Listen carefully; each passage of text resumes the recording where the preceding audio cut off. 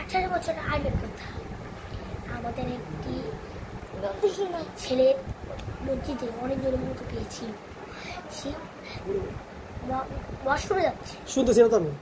ওয়াশরুমে যাচ্ছে।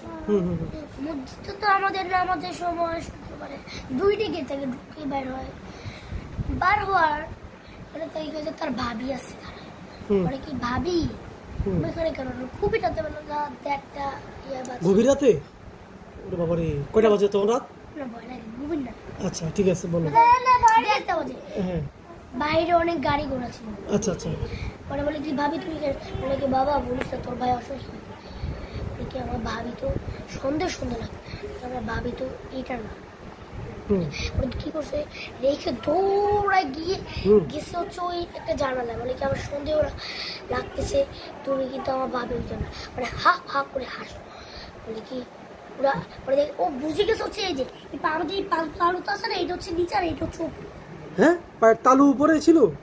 ওরে বাবা, দেখো তার তো অনেক ভয়ঙ্কর ছিল। ও যদি রাত থেকে পুরো গিয়ে চাপে যাবে। আচ্ছা তারপরে পরে ভয়ে হা হা করে এসে বলতেছে তোর ভাগ্য ভালো তুই গেছিস, তোর গলা চেপে মেরে ফেলতাম। মানে জিন কিন্তু অনেক পশু হইতে পারে, বা সিংহ কুকুর।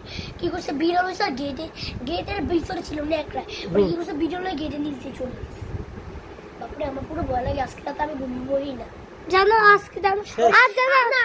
পরে ছেলেটা কি করছে রাবেল হুজুরকে বসার সারা রাত কাঁপছে, সারা রাত ঘুমায় না। তার স্বপ্ন দেখা নাই। 18 বছর আগের কথা।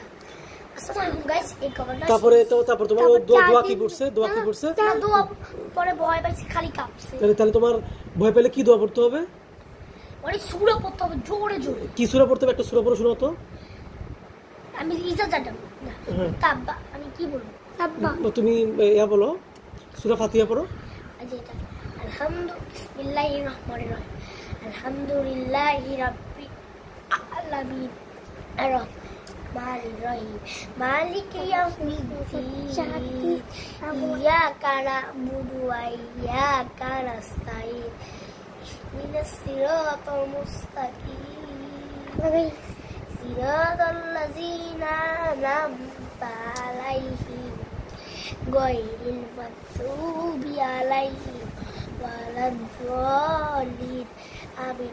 এটা যদি আমরা গাইস পড়ি তাহলে ওরা ভয়, আমরা যদি সূরা পড়ার সময় যদি ওরা টাচ করে ওদের হাতে আগুন ধরে পুরো মারা যাবে, টুকরো হয়ে যাবে।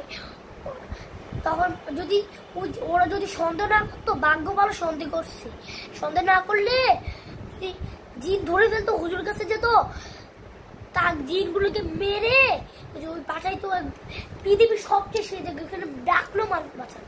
ওরে বাবা রে বাবা, ওখানে রাত থাকে, ভূত ঘুরে বেড়ায়, পিতৃ থাকে, পিতৃ থাকে। আর আসসালামু আলাইকুম গাইস, এই আজকে এখানে শেষ। ভালো লাগলে একটা লাইক সাবস্ক্রাইব করে